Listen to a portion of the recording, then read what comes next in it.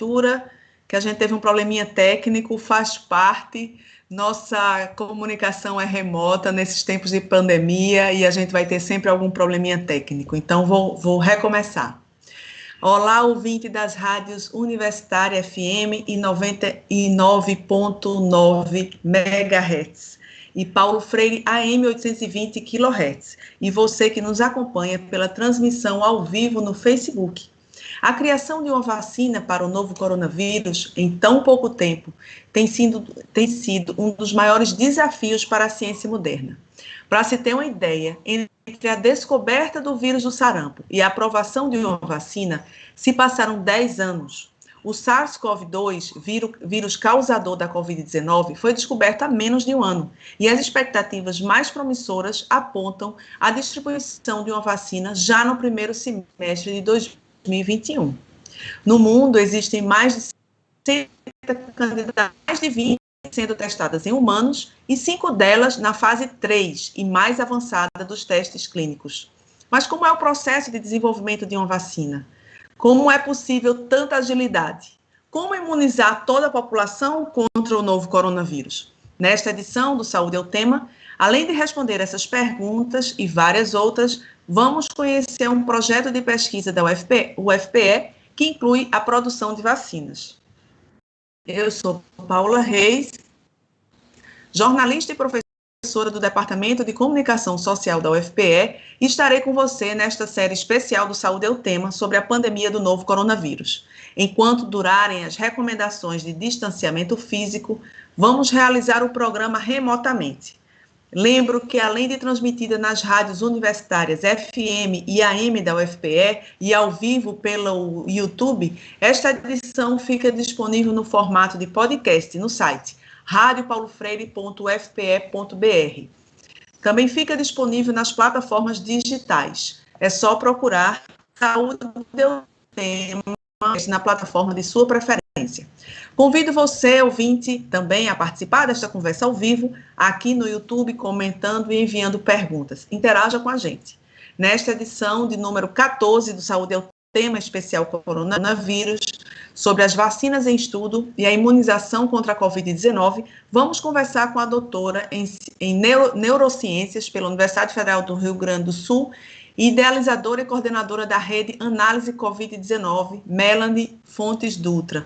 Olá, Melanie, seja bem-vinda. Olá, muito obrigada pela oportunidade e pelo espaço. É um prazer poder estar aqui na rádio contribuindo com vocês.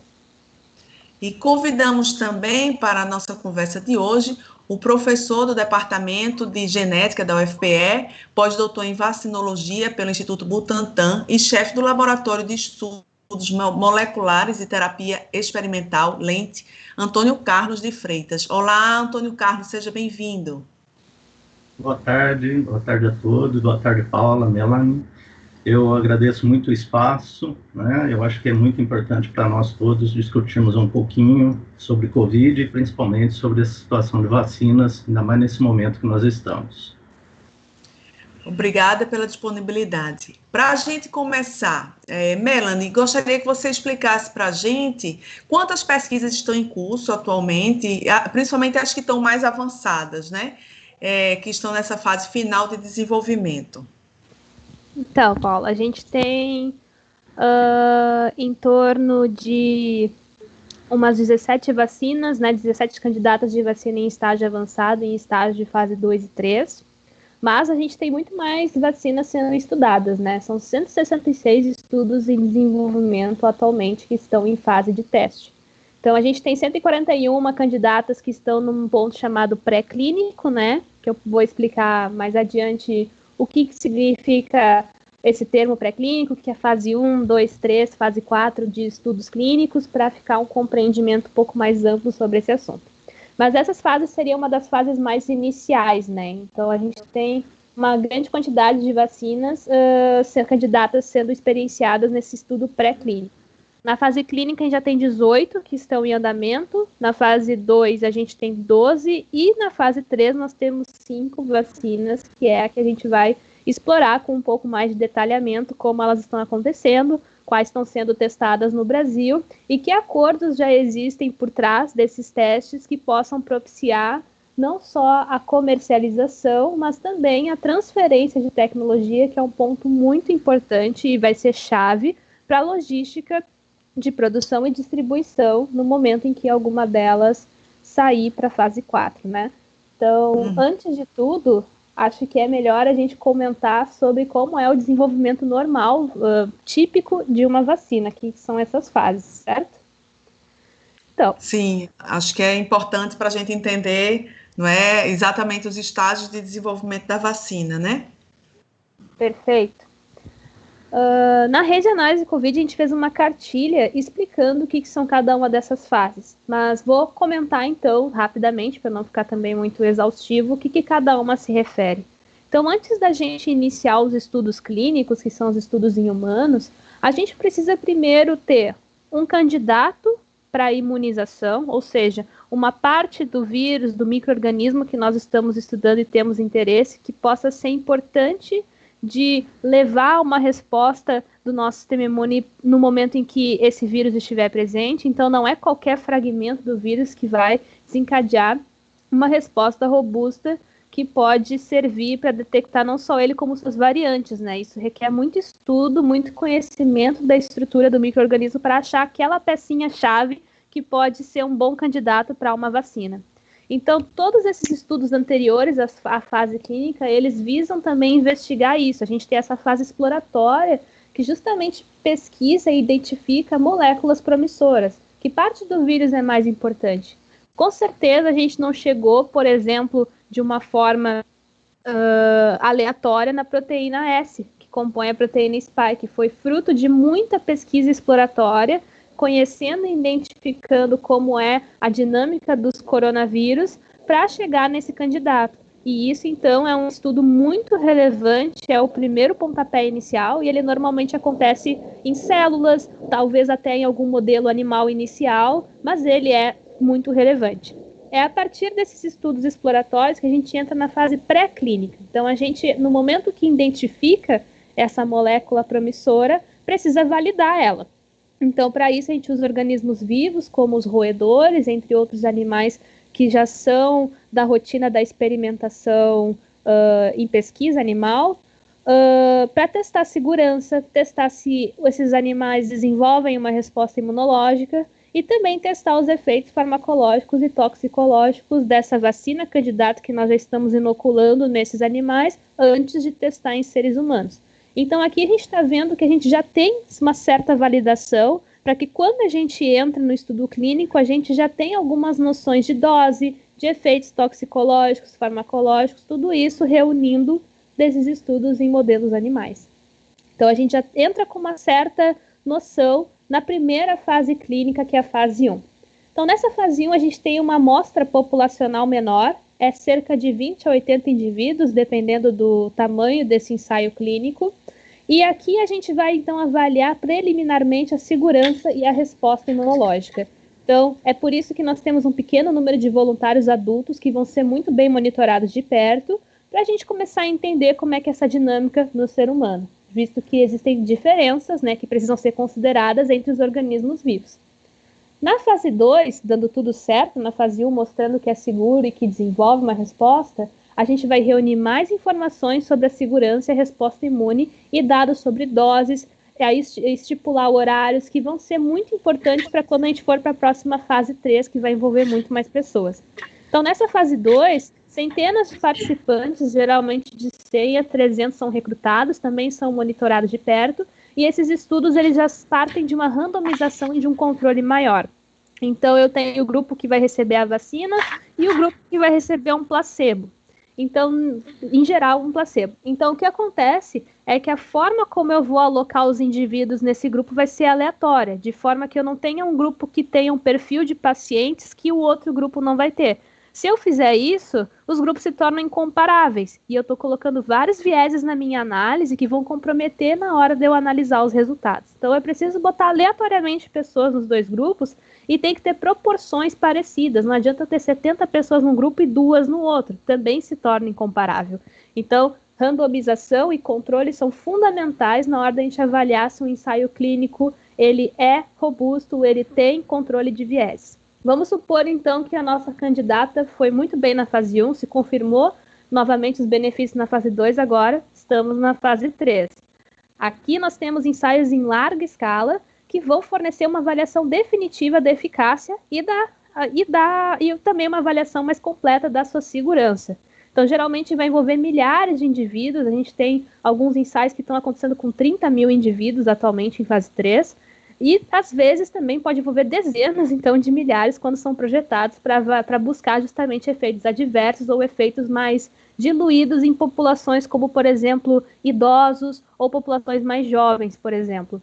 Então, a fase 3 é crucial, ela dá essa validação definitiva e no momento que a gente conseguir, então, ter uma vacina que seja aprovada na fase 3, partiremos para a fase 4 de produção e distribuição. Então, aqui nós temos um panorama bem geral. Às vezes a fase 4, dependendo da vacina ou da proposta, ainda requer algum estudo adicional, mas em geral a gente tem essas partes. O que acontece também é muitas vezes, quando a gente tem essa urgência, a gente pode acabar fazendo uma fase 1 e 2 juntas, nesse caso, né? Fazer um grande estudo de fase 1, também fase 2, que acaba incorporando essas evidências suficientes para ir para a fase 3. Mas não se enganem, só porque a gente está juntando essas fases não quer dizer que a robustez vai ser menor. Ela precisa para justamente segurança para a fase 3. Por isso que o processo pode ser agilizado, mas não agilizado de uma forma que comprometa a sua robustez. Então, acho que... Pode falar, desculpa, Paulo. Não, eu ia fazer uma pergunta para Antônio Carlos também. Se ele quer, Antônio Carlos, se você quer acrescentar mais alguma questão aí, e também, logicamente, para ficar bem claro, e pergunta de leiga mesmo, esses testes clínicos têm que ser com pessoas que nunca tiveram a doença, não é verdade? Isso. Eu vou só complementar um pouco, mas Melanie está abordando muito bem a trajetória do desenvolvimento de uma vacina. Eu acho que o que tem que chamar a atenção só, que eu acho que é importante, é que, em geral, as vacinas demoram para ser produzidas. Se a gente tomar, por exemplo, a cachumba, foi a vacina mais rápida que a gente produziu. Demorou 4 anos. Tá?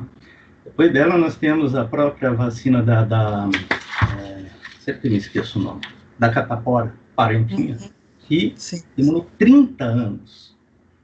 E se a gente for pegar mais perto, a gente for lembrar de HIV, nós estamos discutindo uma vacina de HIV há uns bons anos ou décadas, melhor dizendo. Né? Então, quando a gente salta e vem para uma doença que ninguém conhecia e, de repente, se fala de uma vacina num período de 1 ano e pouco, é realmente um susto para as pessoas que normalmente olham e falam, mas então por que as outras demoram tanto? Por que isso está acelerado? É porque, como o Melanie colocou muito bem, neste momento foi aberto um espaço para se acelerar determinados processos, aonde que antes se seguiam em trajetórias estanques, ou seja, primeiro você fazia a fase 1 e só depois que tivesse bons resultados na fase 1, você poderia passar para a fase 2. Neste momento, pela premência, pela necessidade, se autorizou, de certa forma, que se corresse em paralelo e, muitas vezes, conjuntamente, a fase 1 com a fase 2. Né? Mas o que é muito importante é que a fase 3 não tem como acelerar. A fase 3, ela tem que ser tratada como sempre. Então, ela é uma fase que vai demorar um tempo maior, para que a gente realmente possa validar a eficácia real daquela vacina, que se mostrou muito boa num primeiro momento, tanto nas fases 1 e 2. Tá? Isso é essencial que a gente tenha em mente, porque senão o que acontece para o público em geral é essa desconfiança que vai se criando, porque uma vacina surgiu de uma hora para outra, e outras, como eles estão acostumados a ver, uma dificuldade enorme de se produzir, de se ter uma vacina disponível para outras doenças. Então, estas são situações diferentes nessa pandemia, associado a uma coisa muito importante, uma cooperação internacional jamais vista. Isso é uma coisa que realmente essa pandemia proporcionou. Segundo, um investimento enorme, se vocês forem olhar as cifras, são absurdas os valores investidos diretamente, tanto da OMS, tanto das empresas particulares. Então, isso tudo faz com que a gente tenha realmente uma possibilidade, não é uma certeza, mas estamos caminhando bem nesse sentido. Então, a gente acredita termos uma possibilidade de termos uma vacina num curto espaço de tempo e que possa nos ajudar no enfrentamento dessa pandemia, né? Então, acho que esse é um ponto somente que eu introduziria mais. E todos esses testes, realmente, eles são feitos com pessoas que nunca tiveram contato com o vírus, não é isso? As pessoas que já tiveram a doença, elas adquiriram imunidade já, ou ainda também não tem total resposta sobre isso? Ela me deve complementar, mas essa é uma dúvida cruel que nós todos vivenciamos. Teve uma época em que o pessoal pensou-se em criar uma coisa chamada passaporte de imunidade, né, que seriam aquelas pessoas que tiveram a doença, então essas pessoas poderiam trafegar entre os países, porque de certa forma elas não seriam mais suscetíveis a contrair a doença e não disseminariam. Só que o que a gente está vendo é que existe uma diferença na maneira como o comportamento da resposta imunológica. Então, muitas vezes, um indivíduo tem contato com a doença e esses anticorpos desaparecem muito rapidamente da circulação, né? E isso cria uns vieses problemáticos da gente ter dúvidas exatamente de como é que a gente vai avaliar isso, né? Certeza desse ponto a gente só vai saber com o tempo, né? Bem como dos indivíduos que foram infectados e hoje estão assintomáticos e que, em tese, nós acreditaríamos estariam protegidos, como dos imunizados com as vacinas. Por isso que essa fase 3 é tão importante para se ver a capacidade dessa vacina proporcionar não só a geração dos anticorpos, mas a durabilidade dessa resposta protetora, né? Para a gente ter uma ideia clara de como é que isso vai acontecer para fazer planejamento. Será que nós vamos usar essa vacina semelhante ao que se usa a influenza? Todo ano você tem que tomar uma vacina, porque senão você não estará protegido? Ou a gente vai poder ter uma vacina com uma durabilidade de 10 anos, com outras que a gente tem? Nós, nesse momento, não sabemos. Melanie pode complementar? Tá? Sim. Sim, Melanie, pode complementar. O que o professor Antônio Carlos está botando é de suma relevância, principalmente voltando ali para a parte das vacinas, que essa fase 3 não pode ser agilizada, e também que a gente não pode incorrer no erro de que porque essa vacina está tendo toda uma comoção não antes vista, por que outras não são assim? Existem muitos problemas e muitas outras questões envolvidas sobre outras vacinas, até pela própria marginalização de algumas doenças também, que isso provoca uma dificuldade imensa da gente também ter desenvolvimento e investimento em vacina. Então, eu queria parabenizar o professor Antônio Carlos por ter colocado isso de uma forma tão bonita e tão pertinente. Sobre essa questão, realmente, a gente não tem ainda muitas evidências, porque, como já foi colocado aqui, tudo está acontecendo muito rápido, né? A gente não consegue literalmente se atualizar na literatura de tantos artigos que saem por dia e por semana. É realmente um grande desafio para nós da rede e para qualquer pesquisador que está envolvido no enfrentamento da pandemia. Mas o que a gente já viu, pelo menos também em algumas vacinas, pelos estudos que foram publicados, é que, por exemplo, a soroconversão, que é então o fato da pessoa ter tido esse desafio imunológico e ter criado então uma defesa como anticorpos, às vezes chega a 90%. Então, o que isso significa? Que tem 10% dessa população que recebeu que não desenvolveu a soroconversão. E a gente vê isso na pandemia da Covid também. Pessoas que foram diagnosticadas pelo teste molecular, mas que, quando faz o teste sorológico, não tem anticorpos detectáveis para o novo coronavírus. O que isso quer dizer? Quer dizer, então, que provavelmente a infecção que aquela pessoa teve se resolveu de uma forma rápida, ou a carga viral não era muito grande, e isso fez, então, com que essa defesa mais adaptativa, mais especialista, que cria anticorpos e células específicas, não teve tempo suficiente de ser acionada. Então, a soroconversão não aconteceu. Então, existe essa parcela da população que, ainda que tenha tido a infecção, faz parte da população suscetível para uma próxima. Então, a gente não tem noção ainda de quanto é essa porcentagem. As porcentagens que a gente está vendo e que eu relatei, elas são de estudos com vacinas, não com pessoas infectadas com Covid, mas já dá para ter alguma pequena ideia, mas ainda não é algo translacionável, não é algo que eu possa abstrair para a doença, de fato, mas acho que com o andamento dos estudos a gente vai conseguir ter uma noção melhor, mas é importante ter isso muito bem claro, né? Nem todo mundo desenvolve uma soroconversão, né? Pois é, então voltando para a questão da vacina em si, dessa pesquisa, né, da vacina, dessas especificamente que estão na fase 3, quer dizer, há uma expectativa muito grande em relação, né, a ter essa vacina contra o novo coronavírus, e a OMS afirmou que uma vacina só estaria pronta em 2021, então é possível ter alguma ideia sobre quando teremos uma vacina pronta e para distribuição mesmo em larga escala? Então, a gente pode, com bastante otimismo, ver algum ensaio clínico de fase 3 sinalizar respostas positivas ainda esse ano. Mas isso não significa que esse ano iniciaria-se alguma campanha de vacinação sobre isso, até porque nessa fase 4 a gente precisa ter uma criação de logística, de distribuição, de produção, e recrutamento também de outras empresas para, então, a produção, né, desse insumo. Então, o que, na verdade, a gente está vendo é quando é a previsão desses ensaios clínicos serem terminados e começar, então, a analisar os resultados para daí ir para a publicação ou, inicialmente, fazer algum comunicado à imprensa e daí a publicação também, para agilizar, assim, essa comunicação. Mas o artigo ele precisa sair para a vacina poder, então, entrar em fase de produção. A gente precisa ter o artigo publicado, revisado por pares, tudo certinho.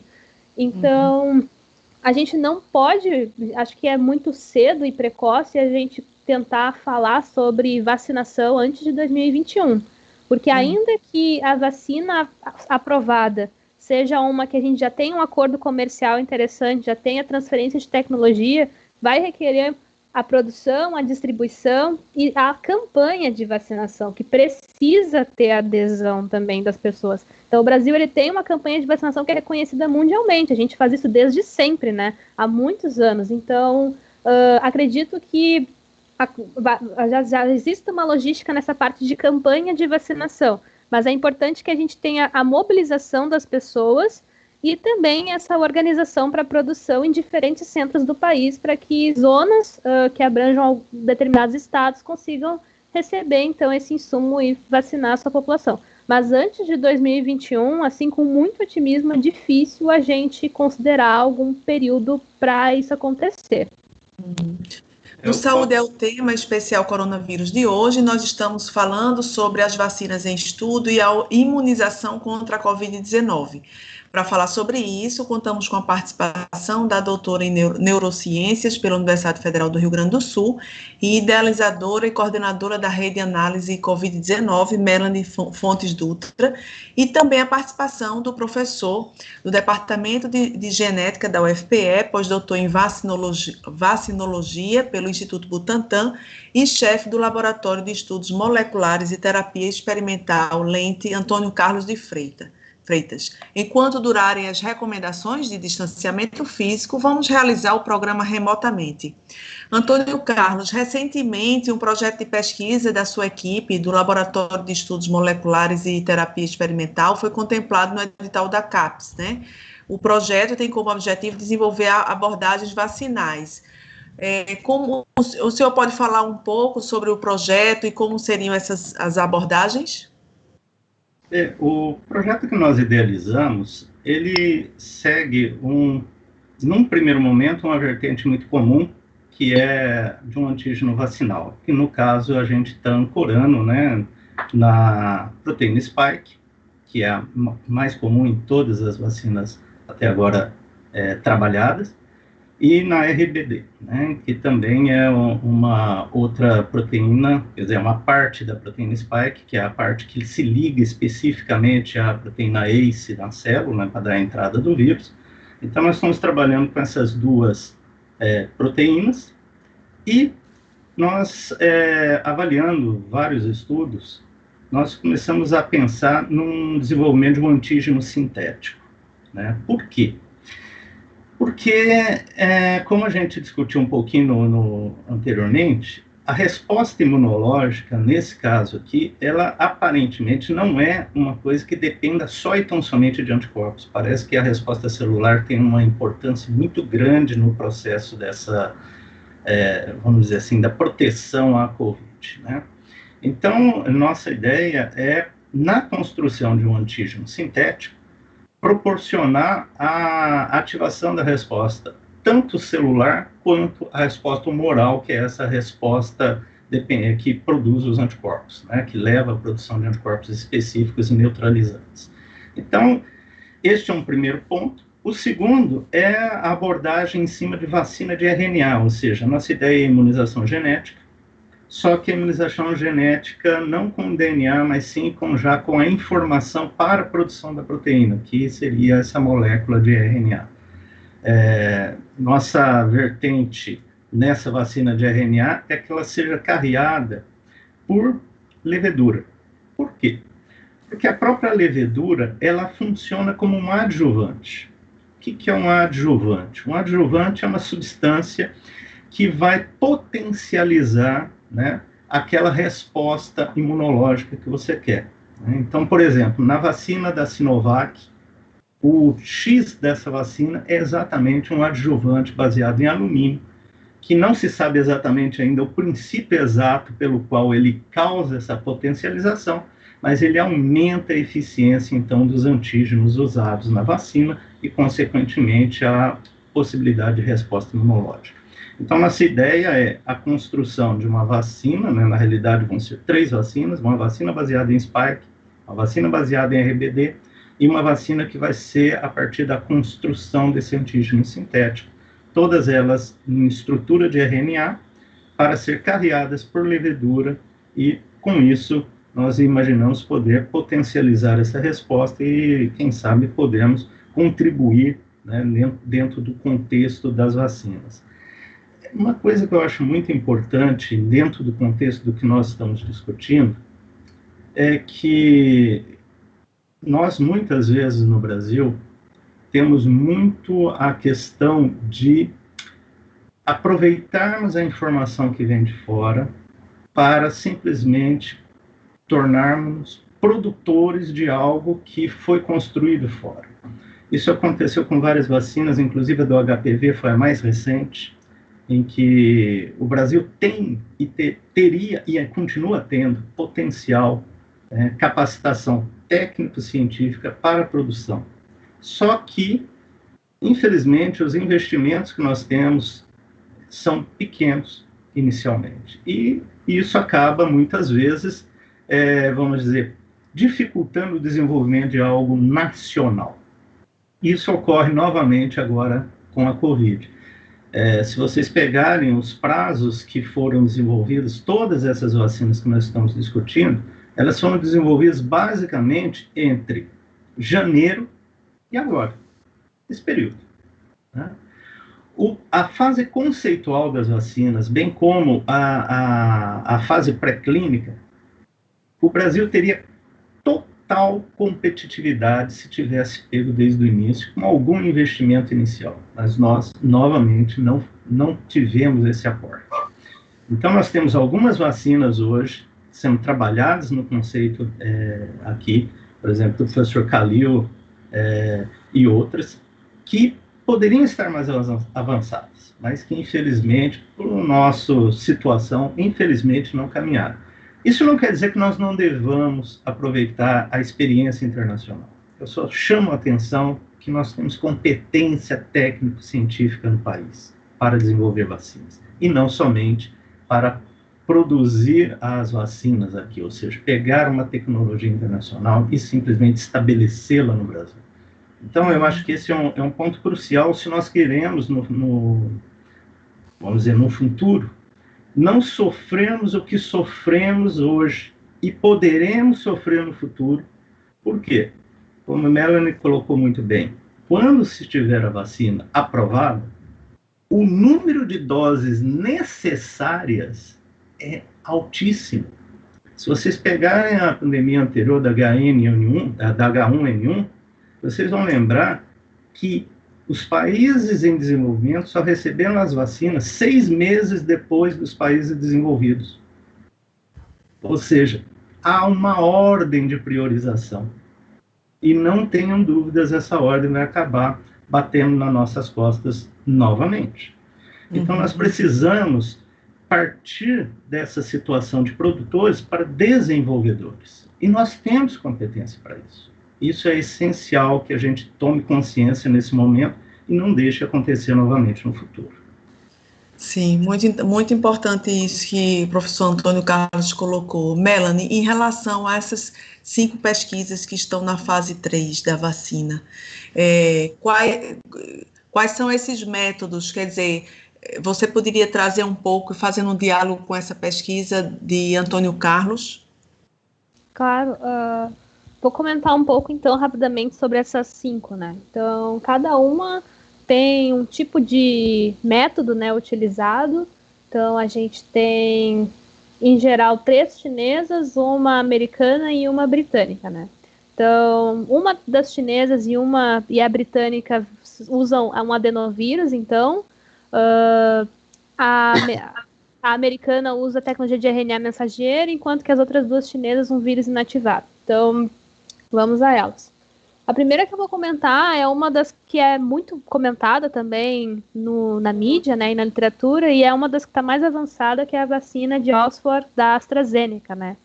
Então, recentemente foi publicados os resultados da fase 1 e 2, e essa é aquela vacina do adenovírus. Então, como é que funciona rapidamente, né? A gente utiliza um vetor, ou seja, uma partícula que vai entregar, então, algo de nosso interesse. O que é do nosso interesse? É um fragmento, então, de um material genético que vai instruir a célula a produzir uma proteína que é a nossa interessante. Qual poderia ser? Poderia ser a proteína S, poderia ser a RBD, como o professor Antônio Carlos comentou, poderia ser qualquer proteína de interesse, então, que a gente queira gerar uma imunização contra ela. Então, esse vetor, que é esse adenovírus, então, é o Shadox Viral Vector, que é o nome dele. Por isso que a vacina leva o nome de Shadox nCoV-19. Então, lá dentro dela, se colocou um fragmento da proteína S que compõe a proteína Spike. Então, quando eu inoculo isso numa pessoa, as células, então, que vão receber esse material pelo adenovírus, elas vão começar a produzir essa proteína e vão apresentá-la para o nosso sistema imunológico de uma forma funcional e controlada, e o nosso sistema imunológico, então, vai reconhecê-la e vai desenvolver toda uma linhagem de células específicas em reconhecimento dessa proteína.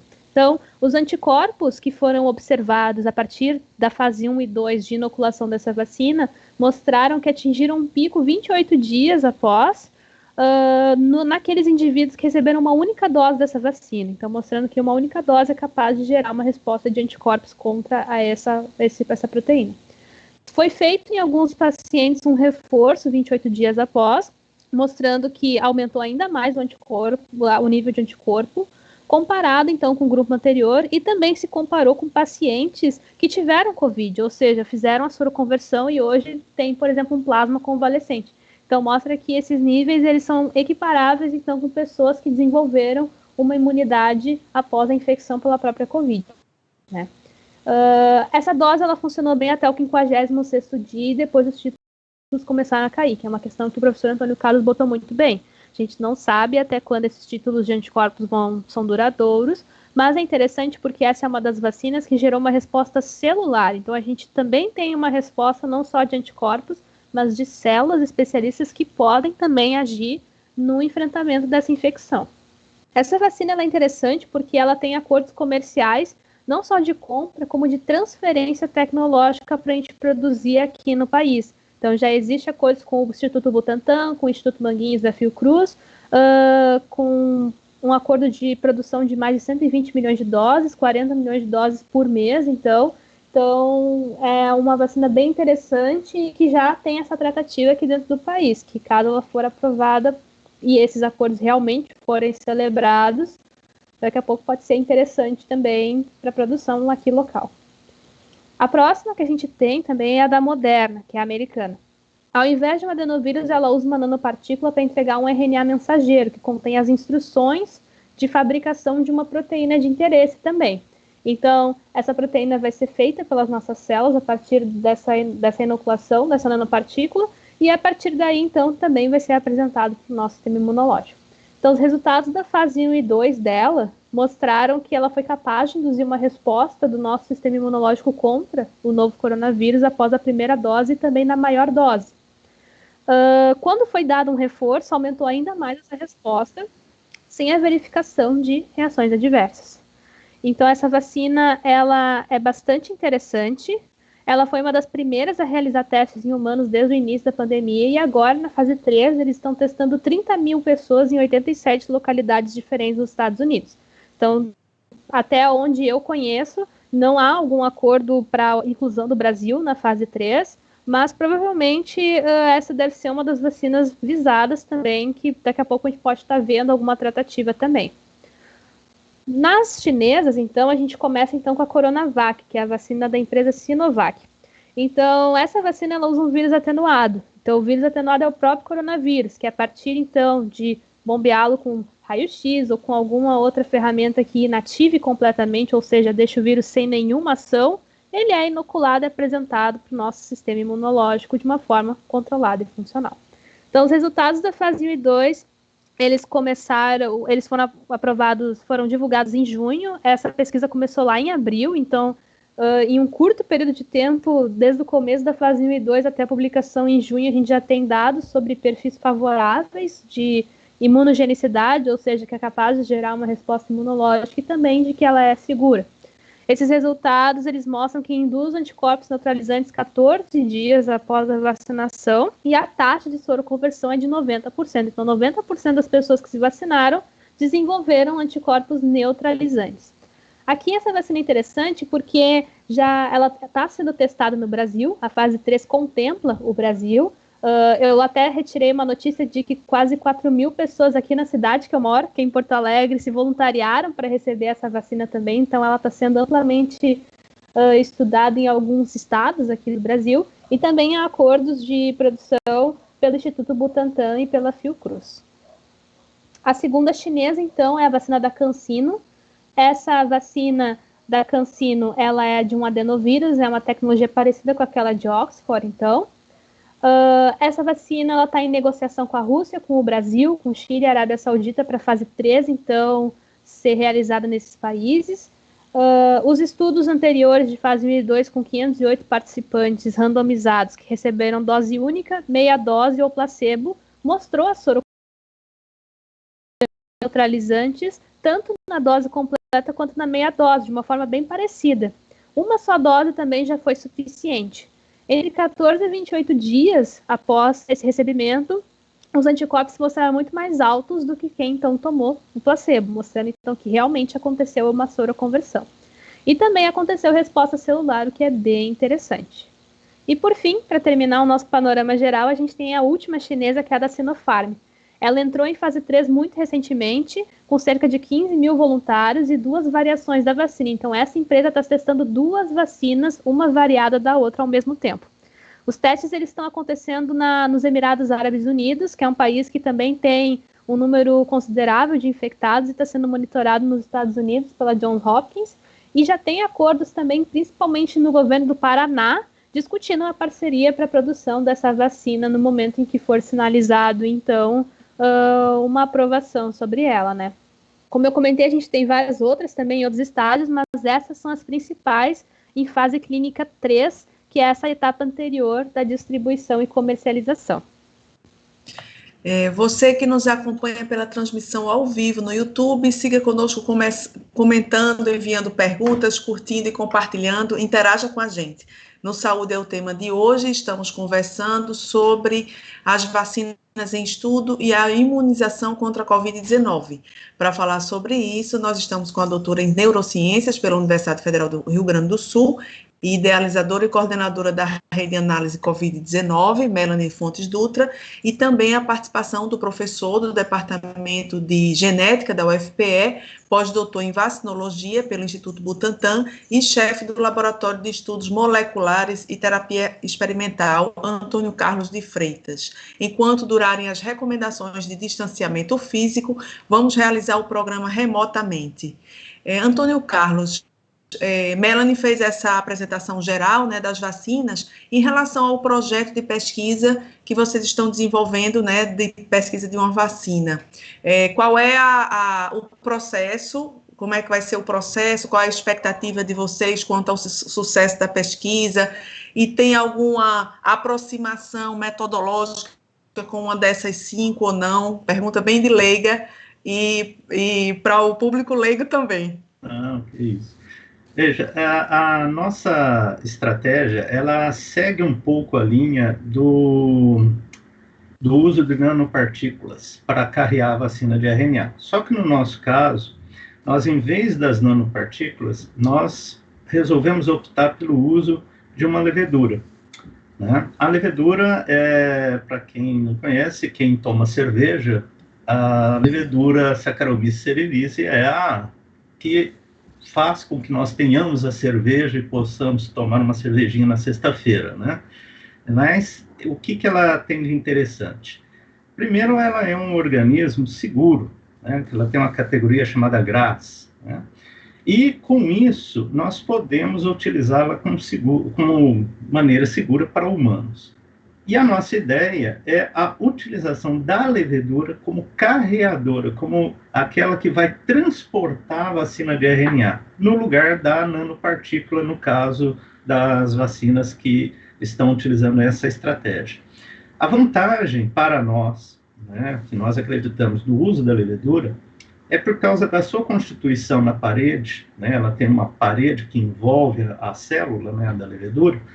Essa parede, ela tem uma característica de proporcionar uma resposta imunológica que pode favorecer, então, o processo de imunização. Então, a ideia nossa com a levedura carregando a informação da molécula de RNA, né, que é a vacina de RNA, ela potencializa essa vacina de RNA, né, aumentando a resposta imune. Então, essa é uma das diferenças que nós temos inicialmente com essa estratégia, né? E do outro lado é o antígeno sintético, que nós pretendemos desenvolver com base nas informações que hoje a gente pode ter dos bancos de dados e fazer uma triagem para epítopos específicos para ativação de resposta celular e resposta humoral, de modo aí a potencializar essas respostas. Como já foi percebido, o muito importante neste contexto é uma resposta celular, porque ela gera uma memória que é longa. Uma memória celular, ela é uma memória de décadas, enquanto que a humoral pode decair, principalmente em infecções por vírus respiratórios. Isso é muito comum. Haja vista influenza, que num primeiro momento você tem uma grande quantidade de anticorpos, mas ele desaparece rapidamente na circulação, que é muito semelhante ao que está acontecendo com o SARS, né? Então, a nossa ideia é exatamente tentar, vamos dizer, buscar espaços onde o vírus nos deixa, né? Ou seja, conhecendo cada vez mais o vírus, você consegue bolar estratégias, pensar em maneiras diferentes de tentar melhorar aquilo que você tem na mão. É uma coisa importante, porque quando a gente fala de vacina, se você fosse pensar em aprovação, as vacinas que seriam aprovadas seriam aquelas que teriam entre 85% e 90% de capacidade de imunização.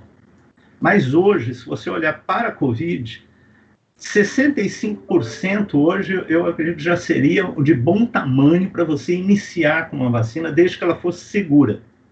Por quê? Porque se você tem uma vacina segura, que tem uma imunidade não tão alta, você pode trabalhar essa vacina para melhorá-la e, consequentemente, atingir uma imunidade maior, né? Então, acho que nesse primeiro momento, termos vacinas seguras é o primeiro ponto, e o segundo é aprimorá-las dali para frente. Outra coisa que é essencial a gente lembrar, porque é uma dúvida que paira, é como que essa vacina vai funcionar no idoso. Porque a resposta imunológica do idoso é menor e o idoso ele tem uma propensão maior a processos inflamatórios, que é uma característica agravante da Covid. Então, uma coisa que parece já caminhando para o consenso é que só a vacina não vai resolver a situação do idoso.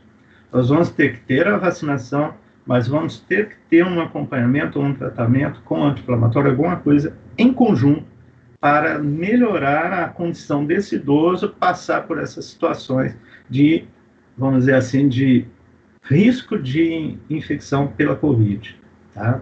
Então, é uma coisa que a gente tem que ter sempre em mente, porque, diferente de outras, onde, por exemplo, a influenza, quem sofria muitas vezes era o jovem, né, na faixa dos 30 aos 45 anos, era muito afetado.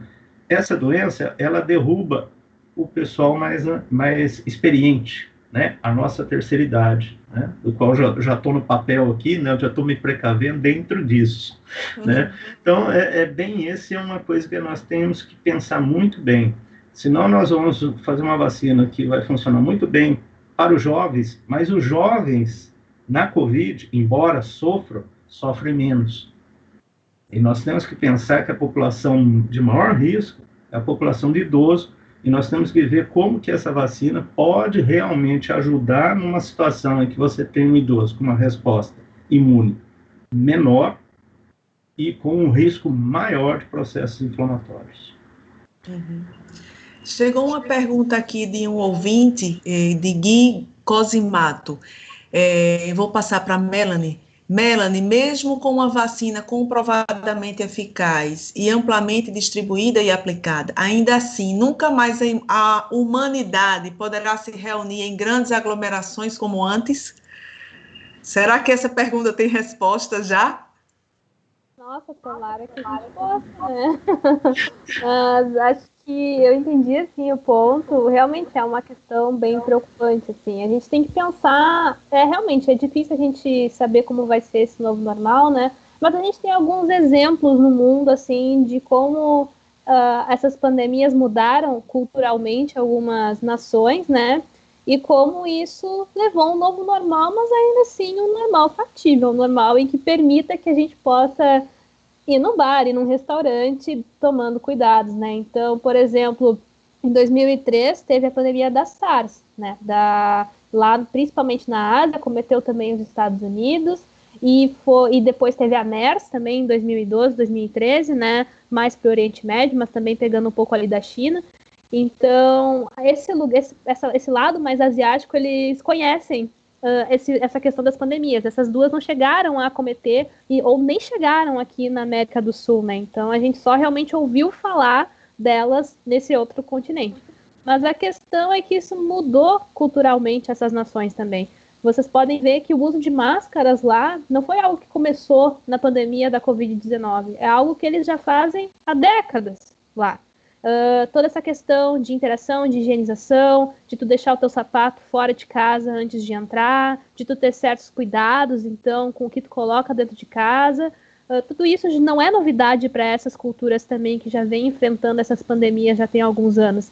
Então, a gente pode ver que culturalmente eles têm, então, essa mudança, mas isso não impediu eles de flexibilizarem, de ter uma vida normal, né? Normal no sentido de que permita certas aglomerações, encontros e tudo mais, só que eu acredito que, e daí é uma opinião muito pessoal minha, que o nosso normal vai também ser diferente, né? Vai ser diferente no sentido de que a gente talvez precise usar máscaras de uma forma mais rotineira, que a gente precise ter mais cuidado com a higienização, e esse cuidado com a higienização ele não deveria vir só com a Covid, né, pessoal? A gente deveria cuidar da higienização sempre, né? Porque assim como o coronavírus, a gente tem vários outros vírus também e outros micro-organismos que são de interesse e são preocupantes também.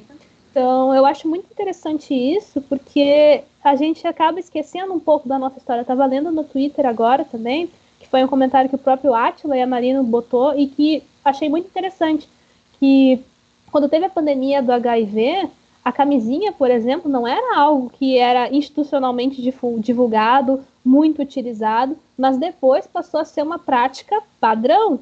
Tu vai, então, ter uma relação sexual com alguém, tu te protege usando camisinha, justamente para não pegar uma doença sexualmente transmissível, ou até passar alguma caso que seja portador. E isso é o nosso normal hoje. A gente vive numa sociedade em que isso é bastante normal se comentar, normal se fazer, inclusive o preconizado. Então, eu achei esse comentário super feliz, assim, porque mostra que esse novo normal, que parece ser muito assustador, ele só é assustador porque a gente não conhece ele ainda. Mas a gente, há anos, se adapta. Há anos, nós somos uma espécie como todas as outras espécies que convivem conosco, fruto de adaptações. Então, a gente vai se adaptar a esse novo normal com toda certeza. A gente só precisa parar de temer ele um pouco e aceitá-lo, né? Se a gente conseguir aceitá-lo, a gente vai conseguir ter uma boa... a gente vai conseguir torná-lo mais assertivo, né? Para nos proteger. Uhum. Chegou outra pergunta aqui de ouvinte, eu vou passar para Antônio Carlos. Janeide Rocha pergunta, o que vocês acham do que estão fazendo tratamento, o que vocês acham dos tratamentos que estão fazendo profiláticos com a ivermectina e usando-a como se fosse uma vacina? Quer dizer, é possível? E aí eu vou até ampliar um pouco, qual é a posição de vocês? Já se falou tanto, né, de ivermectina, de hidroxicloroquina, é até difícil dizer, né, a cloroquina.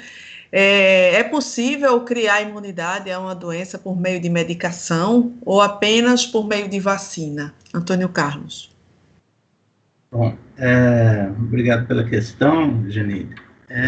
Com relação primeiramente, a criar imunidade através de um medicamento, de uma molécula sintética ou qualquer coisa do gênero, assim, isso não é bem por aí que vai funcionar, tá? Esses medicamentos, eles têm um princípio ativo, um determinado foco, né? O que tem sido feito, que é o que se chama até de reposicionamento de fármacos, é você tentar olhar para esses fármacos que já existem e ver como que eles agem em relação ao SARS, né? Então, isso foi feito com a cloroquina, com a hidroxicloroquina, que no início se achava que poderia ser uma boa ideia, né? A mesma coisa acontece com a ivermectina, que tem alguns trabalhos que mostram que ela tem um efeito, só que tem que se tomar cuidado, porque esses trabalhos são trabalhos muito iniciais. No caso da hidroxicloroquina, pegaram-se trabalhos iniciais que deram alguma ideia de que funcionaria e já se transformaram aquilo numa resposta. E aí que aquilo era a solução, e dali a hidroxicloroquina sumiu das prateleiras, né? Os pacientes do lúpus hoje ficam numa situação bastante delicada, com um aumento de até 700% do preço da droga, e dali, quando foi feito estudos realmente aprofundados, que realmente foram cientificamente conduzidos, a gente tem clareza, por exemplo, que a hidroxicloroquina não resolve a situação, na realidade agrava, né? É um risco, e foi-se abandonado. Bom, a ivermectina ela ainda está nesse processo de avaliação. Ela tem mais ou menos a ideia do princípio ativo da hidroxicloroquina, ou seja, ela age de forma a bloquear um pouco a entrada do vírus na célula. Mas não se sabe exatamente como e qual é a dosagem e se, de repente, o indivíduo suporta a dosagem necessária para que ela tenha o efeito que se espera. Então, infelizmente, como muitas vezes acontece, e novamente reforço, aconteceu com a hidroxicloroquina, parte-se de uma situação, vamos dizer, mal trabalhada, ou seja, como a gente está numa situação de que não tem remédio, não tem isso, não tem aquilo, todo mundo com medo, qualquer coisa que surja, que alguém diga que, olha, isso deve ser bom, todo mundo corre e usa como se fosse verdade. E não é.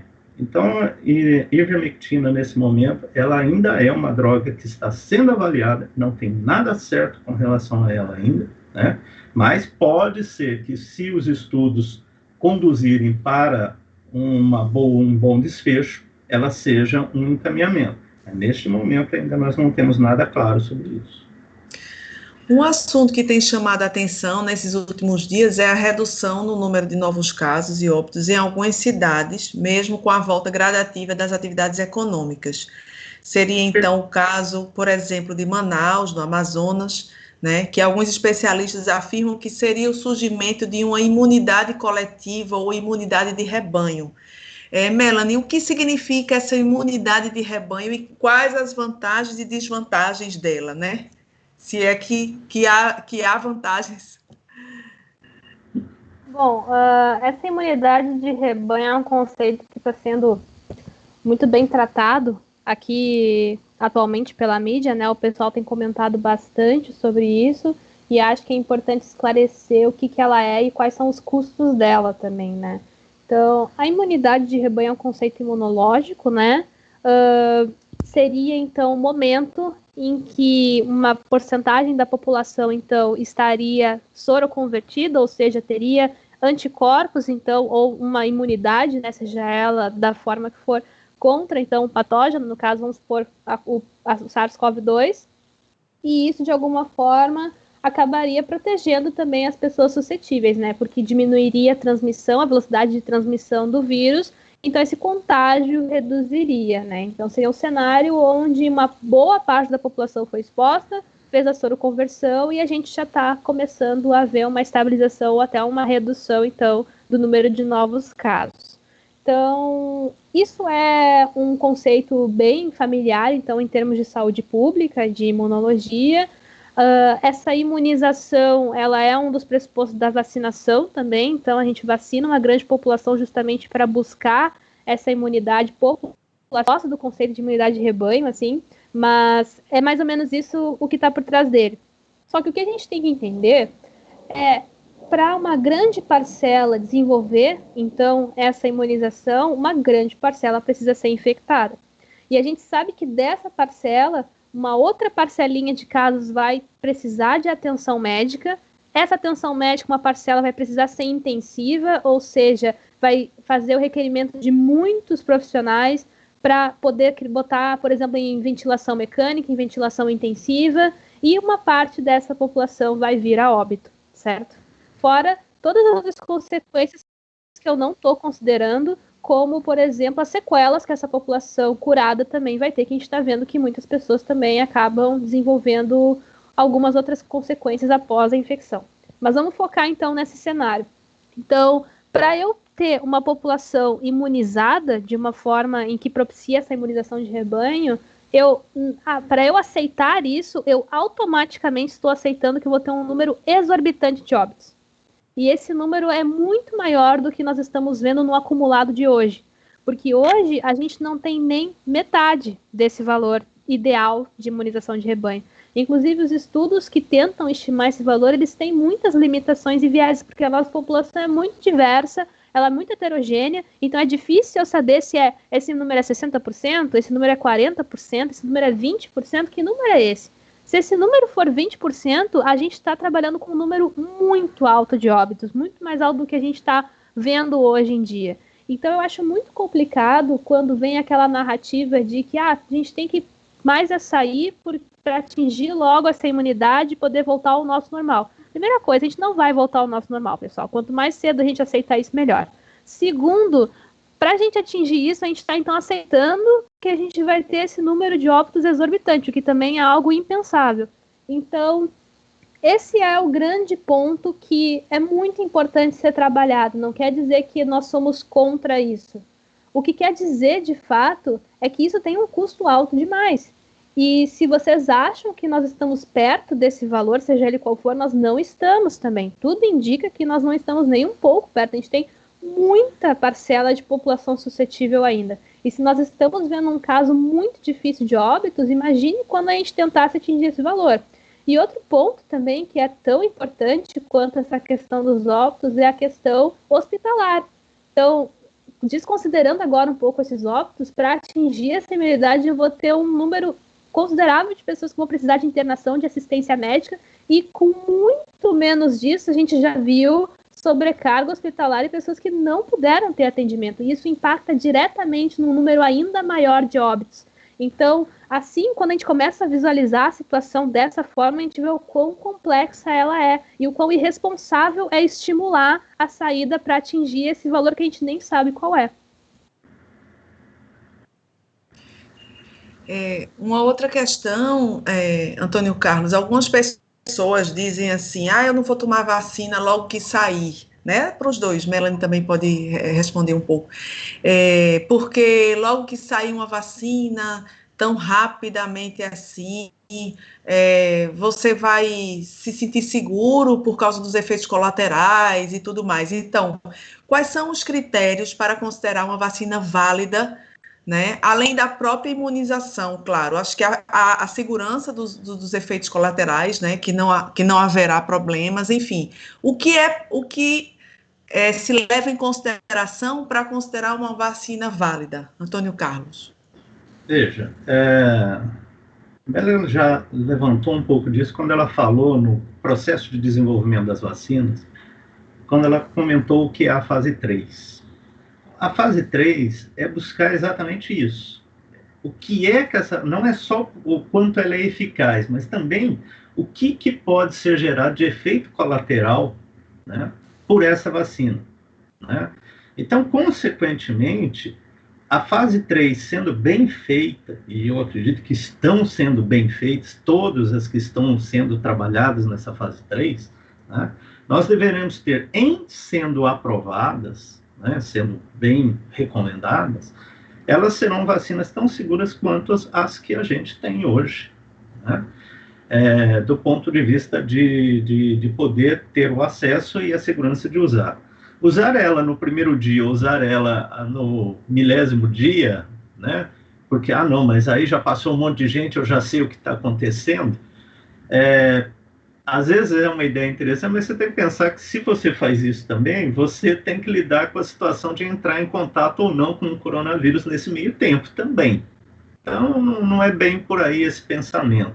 A gente tem que acreditar na ciência, acreditar que o trabalho está sendo muito bem feito, né, que todas as medidas de avaliação estão seguindo os critérios que devem ser seguidos e, consequentemente, se ela está sendo liberada para o público, e ela não está sendo liberada para o Brasil ou para a Alemanha, ela está sendo liberada para o mundo, né? Ou seja, o critério que está sendo de olhar, de garantir isso, é um critério mundial, porque ninguém vai levar essa vacina para o seu país se ele não confiar.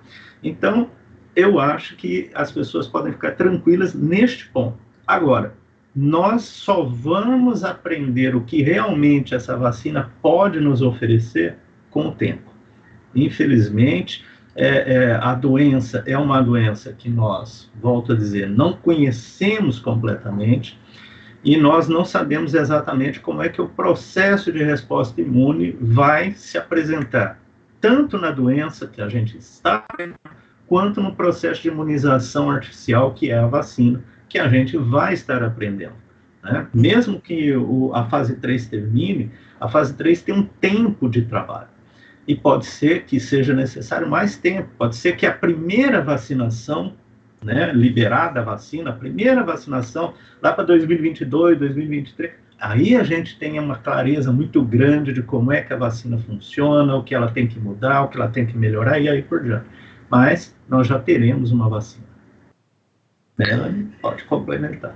Melanie quer complementar, e já entrando um pouquinho no combate às fake news, Melanie, há uma exaltação muito grande nas redes sociais, não sei se vocês têm acompanhado, sobre as pesquisas feitas, a vacina na Universidade de Oxford, né, no Reino Unido, enquanto as pesquisas feitas na China são tratadas com desconfiança e descrédito, né? Então, como a gente pode ajudar a combater esse descrédito? Quer dizer, não há nenhum motivo científico para não haver credibilidade nas pesquisas da ciência, né? Seja lá onde elas estiverem sendo realizadas. Melanie. Eu acho que o que o professor Antônio Carlos botou antes, eu não tenho nada para acrescentar, tá? É exatamente isso, a forma como ele colocou é muito assertiva. Sobre essa questão das fake news, eu vi essa pesquisa, né, de opinião, assim, se hoje saísse a vacina de Oxford ou a chinesa, qual a chance de tu tomar, se tu não sabe responder ou não tomaria, e é realmente alarmante, porque se saísse da chinesa hoje, muita gente não ia se vacinar, né, e parece ser até bastante paradoxal, né, todo mundo esperando por uma vacina e ter essa resposta negativa, né. Eu acho que isso faz parte da narrativa da desinformação, da fake news e desse discurso também da ultradireita, né? Então, esse fenômeno que a gente está vendo acaba meio que politizando coisas que não deveriam ser partidarizáveis, no caso, né? Então, essa questão, porque isso também vem de vários outros fatores, é uma grande construção, né? Vem da construção de que o vírus foi criado na China, vem da construção de que, olha que interessante, o vírus começou lá e agora eles vão ter um monte de vacina. Como assim, sabe? Eles querem dominar o comércio mundial, como é que é isso? Então, essa construção, ela faz parte da narrativa da desinformação. Eles vão agregando vários fatores e tornam essa narrativa bastante seduzente para quem acha que algum tipo de conspiração está acontecendo em 2020. Então, eu acho que a melhor forma da gente combater isso justamente é fazer, então, essa divulgação de como é esse processo, familiarizar as pessoas do método científico, familiarizar as pessoas de que é uma comoção mundial, como o professor Antônio Carlos comentou super bem, porque essa narrativa ela é muito bem pensada, inclusive ela é muito bem financiada, né? As fake news e essas redes de desinformação, elas têm um investimento pesado em dinheiro, porque elas alimentam interesses de setores da sociedade. Então, é do interesse desses setores que esse desfecho aconteça, de que as pessoas tenham essa resposta negativa frente a algumas coisas e não a outras, porque isso alimenta a narrativa deles para vários outros aspectos. Então, eu acho que a gente precisa literalmente fazer esse chamado para a comunidade científica, porque nunca foi tão necessário que o pesquisador se torne divulgador também. Que a gente tenha, então, essa grande quantidade de pessoas divulgadoras, que a gente não simplesmente abandone debates com pessoas que a gente considera que não vão mudar a sua opinião. Então, a gente precisa deixar, nem que fique registrado ali, para que uma outra pessoa que estiver acompanhando leia e comece a se questionar. Se aquela pessoa que a gente está debatendo não quer mudar de opinião, daqui a pouco algum seguidor ou pessoa que está lendo pode acabar, pelo menos, se questionando, né? Esse é a grande questão ao redor disso, né? A gente não pode desistir do debate porque é cansativo ou porque é frustrante. E, de fato, é cansativo e é bastante frustrante na maioria das vezes. Mas a gente não pode arredar o pé nesse momento, né?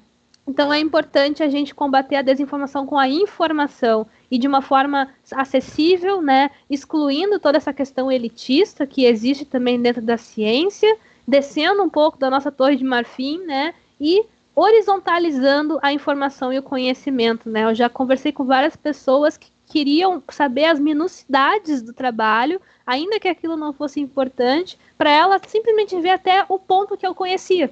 Porque daí ela começou a confiar de que eu realmente estudei aquilo, por exemplo. Então, às vezes, a gente também tem que se provar para as pessoas de que o que a gente está falando tem propriedade. Isso é também cansativo, né?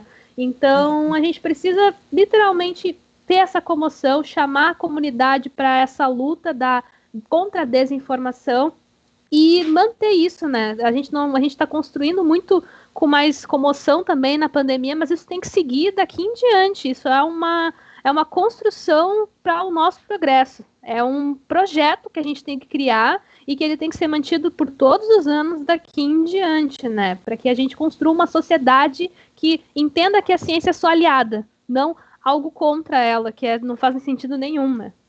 Uhum.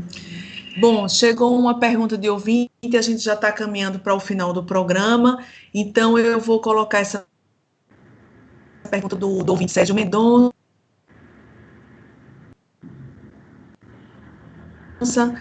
o que nós já sabemos sobre o vírus é suficiente para combatê-lo? Né, essa pergunta de Sérgio Mendonça. E aí eu também acrescento uma, não é, a Antônio Carlos principalmente, não podemos esquecer de todas as outras vacinas necessárias que a pesquisa está desenvolvendo, não é? Então, como a gente não perdeu o foco também de todos os outros problemas que existem além da pandemia. Então, Antônio Carlos, passo a palavra para você fazer as considerações finais e responder o ouvinte Sérgio Mendonça. Veja, Sérgio, nós temos hoje um conhecimento bem amplo, pelo menos do vírus, né? Nós já temos várias sequências dele, mas temos um conhecimento muito grande do vírus em si, da sua sequência genética. Nós já temos bastante conhecimento do processo infeccioso, do desenvolvimento da doença, né, que nos ajuda muito no desenvolvimento de vacinas, ou seja, na identificação de alvos possíveis para o desenvolvimento de vacinas. No entanto, a doença é nova, ou seja, muita coisa ainda está para ser descoberta, que pode, muitas vezes, mudar muitos rumos, né, de desenvolvimento de pesquisas que estão hoje em andamento. O que é importante na ciência é exatamente essa possibilidade de, com o avanço do conhecimento, você ter a oportunidade de mudar trajetórias. Então, a ciência ela não lida com verdades.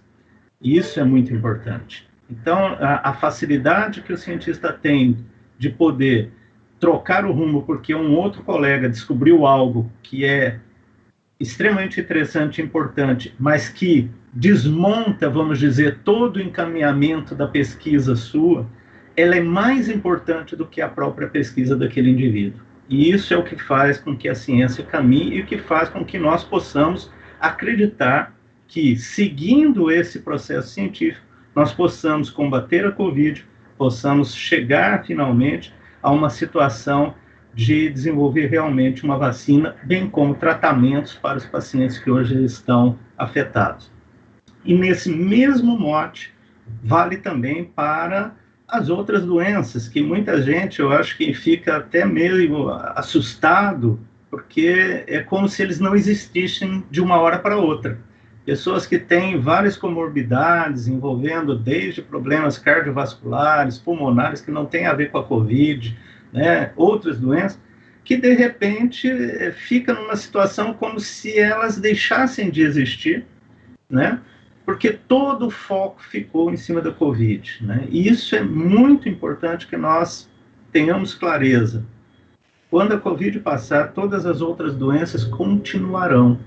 Então, nós precisamos estar preparados para manter uma capacidade de desenvolvimento de tratamentos, bem como de amparo a esses indivíduos que estão com outras comorbidades que não a Covid, né? E espero que a gente consiga ter isso em foco, em mente, para frente. Muito obrigada, Antônio Carlos Freitas, muito obrigada pela participação e clareza aqui para o nosso ouvinte. Passo a palavra para Melanie Fontes Dutra. Se despedir, as palavrinhas finais. Então, Paula, Antônio Carlos, foi um prazer, então, conversar com vocês, principalmente conhecer pessoalmente o professor. Venho acompanhando alguns projetos pela rede, para mim é muito legal ter a oportunidade de estar conversando com ele, compartilhando esse momento com vocês. Gosto muito do trabalho que a rádio faz, já contribuí com alguns drops uma vez, e algumas vezes eu estou muito feliz de poder estar aqui, então, contribuindo com essa live. Me coloco à disposição para qualquer outro momento, drops ou live, que possa ser útil a minha presença. E também coloco a nossa rede à disposição com todos os profissionais que compõem ela. Então, gostaria muito de agradecer, convidá-los, então, a conhecer o nosso trabalho. A gente está como @análise_Covid-19 no Twitter. E a partir desse arroba, vocês acham a gente em todas as outras redes sociais também. Então, muito obrigada, fiquem bem, com saúde e sigo à disposição. Muito obrigada, o Saúde é o Tema fica por aqui. Agradeço a participação da doutora em Neurociências pela Universidade Federal do Rio Grande do Sul e idealizadora e coordenadora da Rede Análise Covid-19, Melanie Fontes Dutra, muito obrigada. E também agradeço ao professor do Departamento de Genética da UFPE, pós-doutor em Vacinologia pelo Instituto Butantan e chefe do Laboratório de Estudos Moleculares e Terapia Experimental, Antônio Carlos de Freitas. Muito obrigada, Antônio Carlos.